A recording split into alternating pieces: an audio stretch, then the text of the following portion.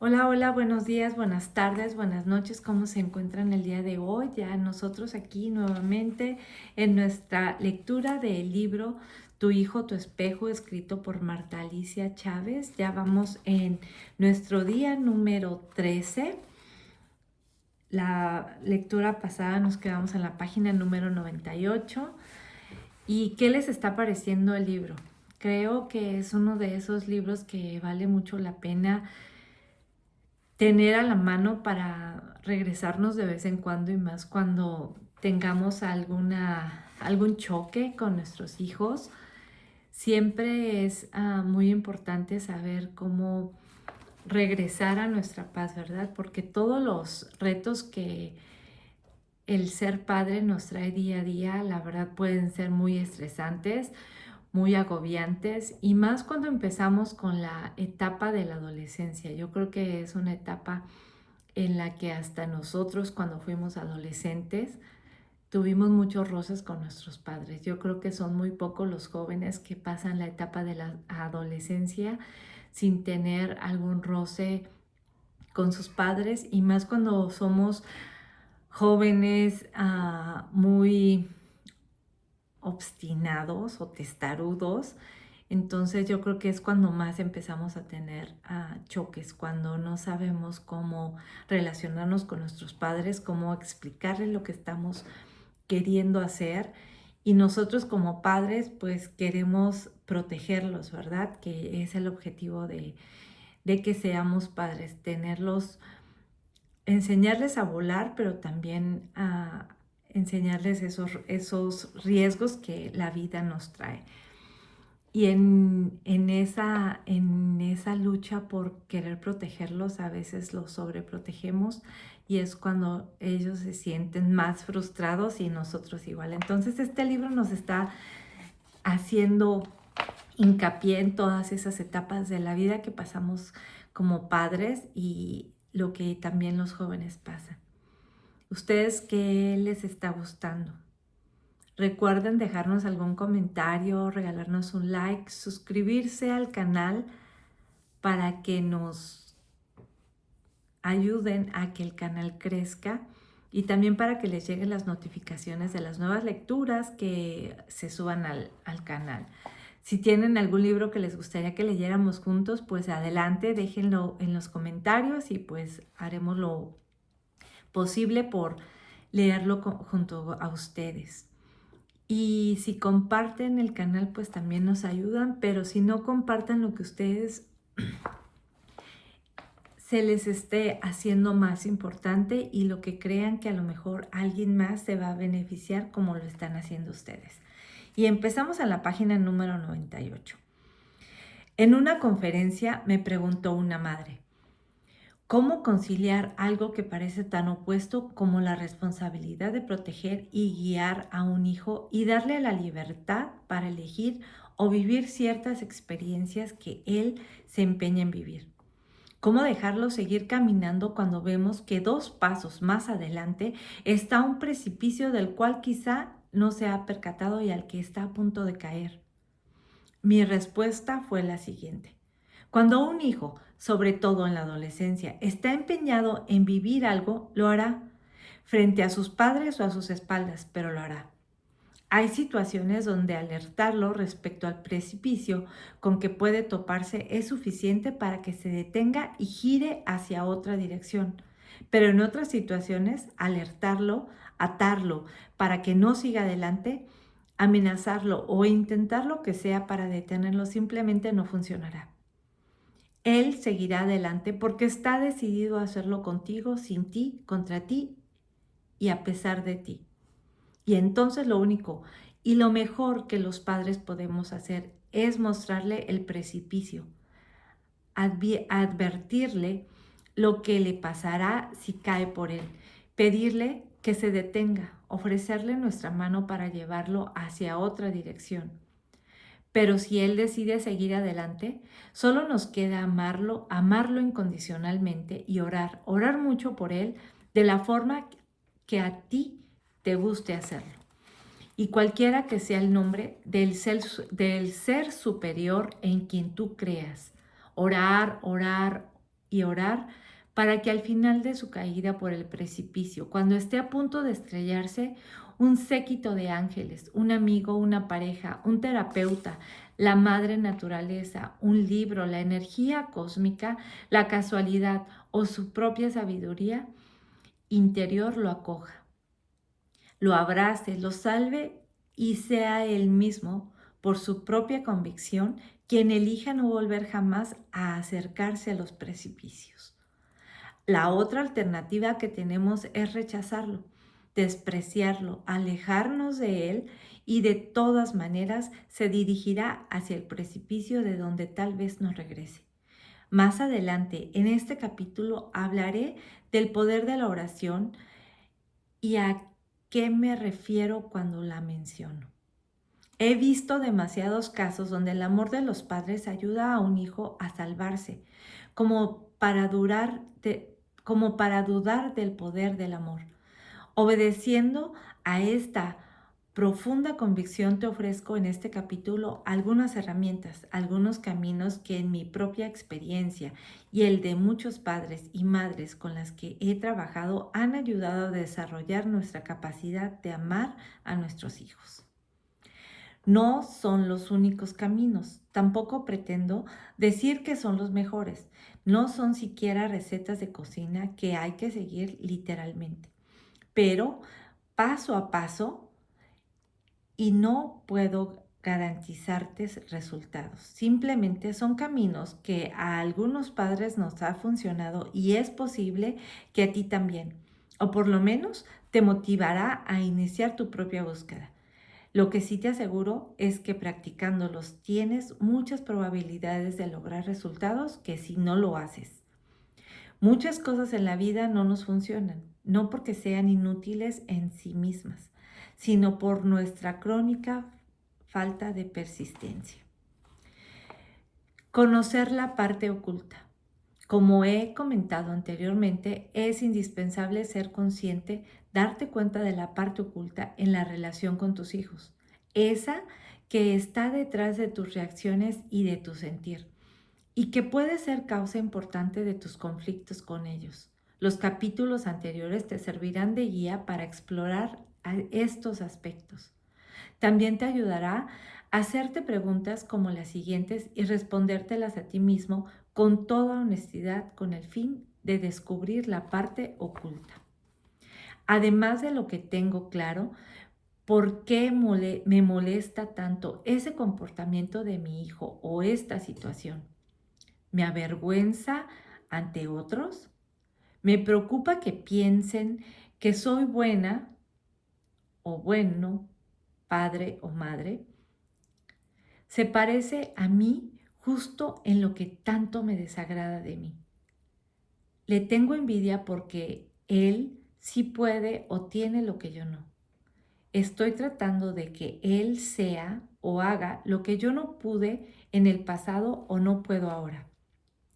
Quiero que él haga o cambie algo que yo no puedo cambiar.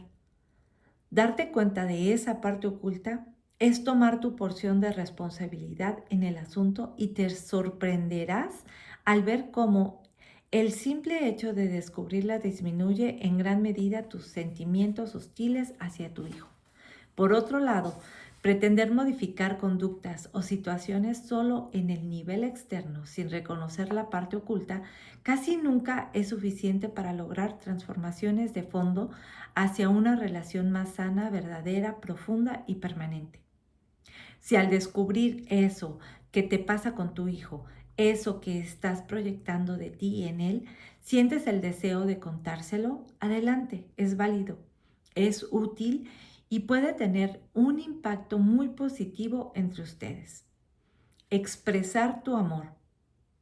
Por fortuna, existen muchas formas de expresar amor, pero hay formas que tienen algo de mágico, que bajan la guardia de cualquiera, que llegan directamente al corazón, lo tocan, lo abren e inician una cadena de actos de amor que suceden casi por sí mismos, uno tras otro, de forma bidireccional, reforzando fuertemente los lazos emocionales entre los padres. De esas formas te voy a hablar porque son mis favoritas. Recuerda cuánto lo amas y díselo. Cuando mi hijo Francisco tenía 16 años, llegó un día con un pendiente en la oreja derecha. Me sorprendí al verlo y debo confesar que me sorprendí más al ver mi reacción. Me creía menos prejuiciosa y más moderna, pero en realidad me disgustó muchísimo su gracia. Mi primera reacción fue decirle, ¿por qué te has puesto eso? ¿Cómo vas a andar por ahí con ese pendiente? Y seguramente otra serie de reproches que por conveniencia o por cualquier otra razón he olvidado. Él, bien armado con todos sus argumentos de adolescente y fortalecido con el apoyo de su hermana Marcia, 2 años mayor, inició su defensa. Mamá, lo he hecho simplemente porque he querido, porque me gusta, porque es mi vida, mi cuerpo, mi oreja. Al mismo tiempo, por si no me había quedado claro, su hermana enfatizó. Claro, mamá, es su oreja. Y dicho esto, se dieron media vuelta y se fueron dejándome con la segunda parte de mi sermón en la punta de la lengua. Confieso que me llevó un buen rato asimilar el asunto. De hecho, mi consternación no desapareció hasta que entendí la parte oculta de lo que me estaba pasando. Entonces mi enojo y frustración bajaron considerablemente y pude tocar de nuevo el gran amor que siento por mis hijos. Lo llamé, vino junto a mí y le dije, hijo, aun cuando te hayas puesto ese pendiente o te falten varios por ponerte, te sigo amando muchísimo. Es verdad que no me gusta, me encantaría que te lo quitaras, pero con pendiente o sin él, yo te quiero. El cambio en su lenguaje corporal, su expresión y su voz me mostraron que había tocado su corazón desde mi corazón. Y como era de esperar, de ahí en adelante me incomodó mucho menos el pendiente. Hasta le conseguí una cajita para que lo guardara por la noche y no se le perdiera. Y dicho sea de paso, a las 3 semanas se enfadó y se lo quitó, quedando en el pasado ese acontecimiento de los muchos que vivimos juntos a lo largo de su agitada e intensa adolescencia. Permíteme compartir contigo que descubrí en esa revisión de mi parte oculta, me preguntaba por qué algo que no era trascendente me importaba tanto. Mi concepto de trascendente en ese contexto es todo aquello que daña a uno mismo daña a otros o tiene repercusiones importantes dentro de uno, 5 o 10 años, es decir, que afecta negativamente la vida presente y futura. Desde este punto de vista, el asunto del pendiente no era trascendente. Entonces, ¿por qué me molestó tanto? Descubrí que según mis propios prejuicios y paradigmas, un muchacho con un pendiente era algo muy desagradable. Por lo tanto, me daba vergüenza que mi hijo llevara uno. Me daba vergüenza con mis pacientes, con mis alumnos, con mis amigos y temía las críticas de mi conservadora familia cuando lo viera. Me importaba mi imagen, me aplastaba en el pecho mis prejuicios, me asustaba el momento de oír los comentarios punzantes en tono de broma de mi familia. Pero, ¿qué culpa tenía mi hijo de que yo estuviera tan atascada en el qué dirán y que tuviera paradigmas tan estrechos para evaluar? Y lo peor del caso, tal vez ni siquiera iba a sobrevenir todo aquel alud de críticas que suponía. Demasiadas veces he comprobado cómo la mayoría de las cosas que suponemos que van a ocurrir en realidad no ocurren. Pero fue necesario hacer toda una revisión honesta para descubrir esto. Descubrí que estaba sacrificando el amor a mi hijo a cambio de quedar bien. Descubrí que efectivamente, tal como él me dijo, estaba en su derecho de hacerlo, pues a nadie afectaba. Descubrí que en ese momento de mi vida estaba más llena de prejuicios y necesidades de aprobación de lo que había creído. Benditos maestros son los hijos. Cada vez que tú acompañas un reproche o un regaño con la confirmación de tu amor, estás verdaderamente formando a tu hijo. No significa que lo hieras, que te reprimas a ti mismo, sino que aún cuando le expreses tu enojo, tu furia o tu simple desacuerdo, también recuerdes a ti, te recuerdes a ti y le recuerdes a él a él cuánto lo amas. Es muy importante, sin embargo, que expreses ese amor cuando verdaderamente lo sientas, y es muy probable que no sea en el momento en que estás tocando el enojo y la desaprobación. Tal como a mí me pasó, puede ser necesario esperar un poco o mucho para sentirlo realmente y podérselo expresar, porque la congruencia entre lo que dices y lo que sientes es indispensable para que el mensaje llegue. Mi alumna Marisela me comentó que la última vez que su hija reprobó un examen después de años de malas calificaciones fue cuando ella le dijo: estoy harta de tus suspensos, tan desilusionada, tan enfadada, pero a ti te quiero muchísimo. Claro, porque mucho más poderoso será ese mensaje de amor cuando expreses que tu enojo o desaprobación es hacia ese determinado comportamiento, el pendiente, reprobar, no cooperar, etcétera, y no hacia la persona de tu hijo. Frecuentemente, los padres, queriendo rechazar un comportamiento, rechazamos a nuestros hijos, a nuestro hijo completito, lo que le deja el mensaje: todo tú me desagradas. En lugar de tu comportamiento me desagrada. Expresar verbalmente nuestro amor es un camino infalible para estrechar la relación con nuestros hijos. No necesita haber razones para hacerlo, solo querer. A veces los padres les hablamos demasiado de lo que lo que no nos gusta de ellos, de lo que hacen mal, y casi nunca de lo que sí nos gusta de ellos, de lo que sí hacen bien y de cuántos lo queremos. La parte de la que hablas a una persona es la que te va a mostrar. Háblale de su sombra y te mostrará su sombra. Háblale de su luz y te mostrará su luz. Esto en psicología se llama reforzamiento. En la vida se llama sincronicidad. Para muchas personas es difícil expresar sus sentimientos verbalmente debido al simple hecho de que no aprendieron a hacerlo. Y en estos casos, una excelente e igualmente efectiva forma de expresarlos es escribirlos.